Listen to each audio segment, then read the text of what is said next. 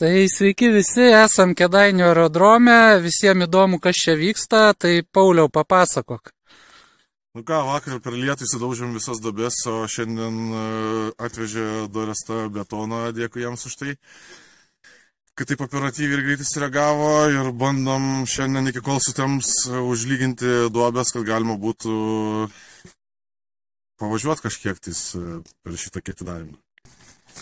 Bet čia daug klausimų kyla dėl triukšmo. Kai kurie žmonės jau nori skūstis. Triukšmas yra ne problema, kaip žinot, šiandien yra labai didelė teritorija. Mes ją sumažinsim labai stipriai, apsitverdami 25 metrų nuo trasos pylimais, kuriuos suformuosim gražiai, apsėsim žalytę ir taip toliau. Žodžiu, atsiras trasoje kraštuose blokai nuo tos vietos, kur bus žiūrovų zona. Ir viskas čia bus sukontroliuota, sutvarkyta, taip kad siūlau tiem žmonėm, kurie labai pergyvena, rūpinti savo reikalais, o mes jau kažkaip patys sutvarkysim. O dabar dėl atidarimo renginio, kokie tikslai jo yra?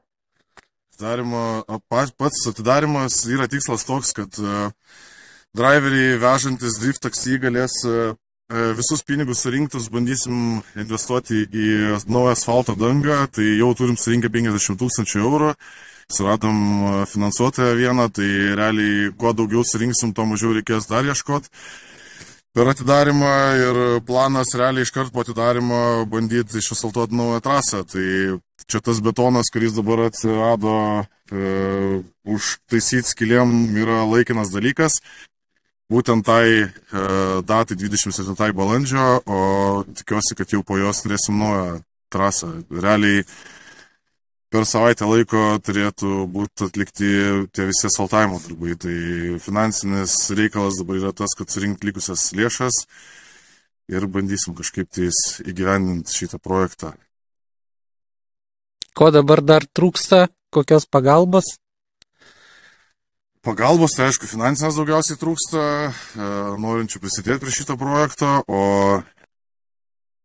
iš žmonių tai va, turim surinkę dabar savo draugų bendruomenę, kurie padeda, nes buvo paskaičiuotos tos duobės, kurios dabar yra ir reiktų jas užtaisyti, tai beveik 10 000 eurų tik tais duobėm užtaisyti, o vis tiek turėsim tą pačią dangą, tai paskaičiavom, kad neapsimoka, sprendžiam reikalą su betonu. Tai va, betonas bus laikinas dalykas, kuris padės mum, kaip sakoma, nesulaužyti važiuoklės bent jau per atidarimą, o paskui stengsimės kažkaip tai nuo asfalto jau įprašyti.